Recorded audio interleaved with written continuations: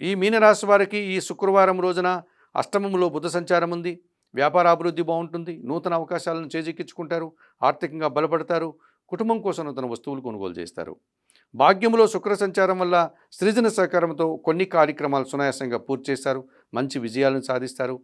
అధికారికంగా కూడా అభినందనలు అందుకుంటారు. పంచమములో గురువు సంచరిస్తున్నాడు. మీ ఆలోచనలో కార్యరూపం దాలుస్తుంది. విద్యారంగంలో మంచి ఫలితాలు అందుకుంటారు. వృత్తి ఉద్యోగ వ్యాపారాల్లో రాణిస్తారు. పేరు ప్రఖ్యాతులు తెచ్చుకుంటారు. జన్మరాశిలో చంద్రుడు సంచరించడం వల్ల జన సంబంధాలు పెరుగుతాయి. మనసుకు నచ్చే సంఘటనలు జరుగుతాయి. ఆత్మీయుల కలయిక ఆనందదాయకంగా ఉంటుంది.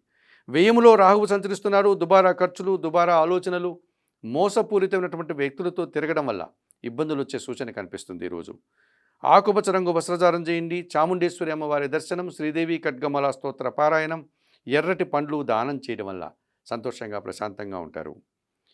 మేషం నుండి మీనం వరకు గల ద్వాదశ రాశుల వారికి గోచార రీత్యా దిన ఫలితాలు చెప్పడం జరిగింది.